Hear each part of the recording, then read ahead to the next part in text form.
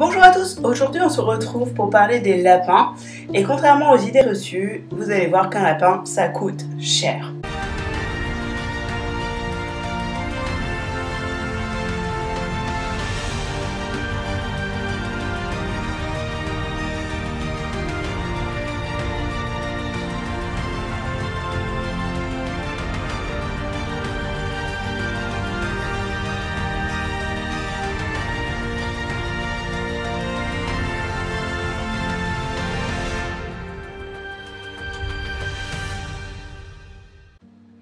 Et oui, contrairement aux idées reçues, un lapin ça coûte cher.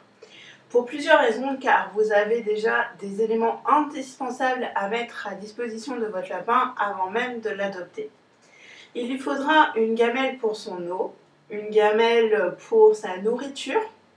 Donc vous pouvez voir moi combien ça m'a coûté, sachant que je lui ai pris une autre gamelle de la même taille que celle pour l'eau pour pouvoir interchanger. Il lui faudra également une grande litière. Il ne faut pas prendre les litières d'angle qui sont faites soi-disant pour les lapins, qui en fait sont trop petites pour eux. Il lui faudra aussi un râtelier d'assez grande dimension mais pas trop, pour que l'on puisse mettre assez de foin, car le foin doit être à volonté pour le lapin. Ne surtout pas prendre les petites boules à foin toutes rondes, car 1, c'est pas assez, et 2, c'est dangereux pour le lapin, plus d'un lapin s'est retrouvé coincé dedans. Nous allons aussi avoir besoin de tapis. Les tapis servent à délimiter son espace. Je vous renvoie vers une vidéo que j'ai faite sur les indispensables pour le lapin. Ces tapis, vous pouvez en choisir de différentes tailles, de différents prix, etc. Moi, voilà ce que j'ai pris. J'en avais déjà à la maison et on m'en a donné un autre, un grand, qui permet de faire courir Polochon dans toute la maison en sécurité. Ensuite, il faut une cabane. Cette cabane, pas forcément l'acheter. Vous pouvez prendre de la récup, comme un carton que vous customisez avec plusieurs entrées, car les lapins aiment bien avoir plusieurs entrées, et ça vous permet de ne pas acheter. Tout au début, j'ai fait avec des cartons et après, je lui ai acheté une maison en bois. Pour le bien-être de votre animal, mais également de vos meubles, il est indispensable d'offrir à votre lapin des jouets.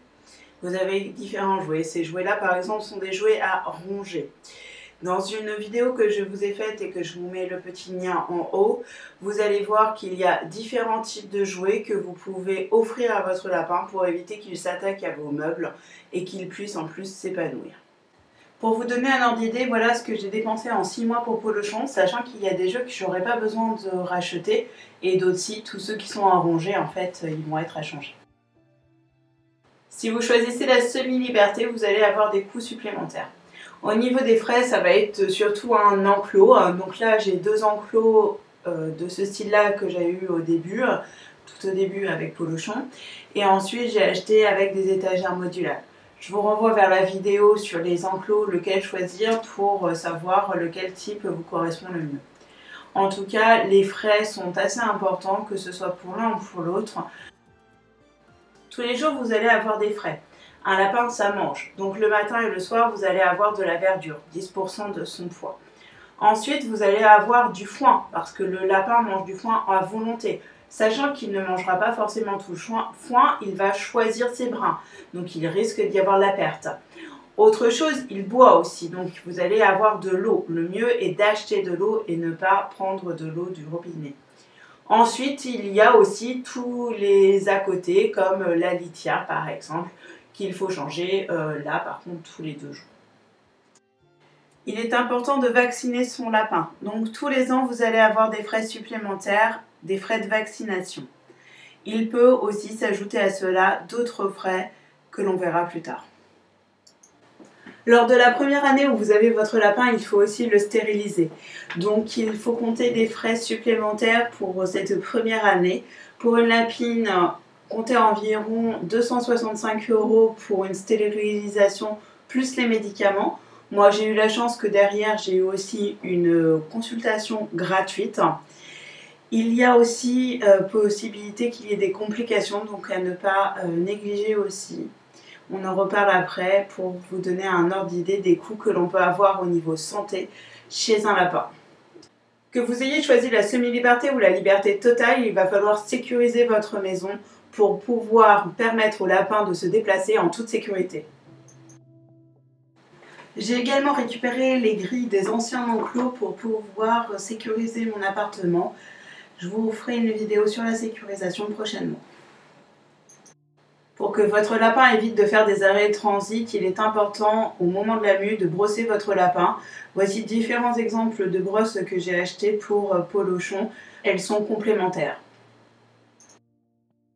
À cela s'ajoutent d'autres frais, comme les frais pour des jeux que vous achèterez pour votre lapin pour qu'il ne s'ennuie pas, les cabanes que vous pourrez acheter par exemple en bois, et puis il y a aussi des friandises si vous souhaitez offrir des petites friandises à votre lapin pour le récompenser ou pour simplement l'éduquer.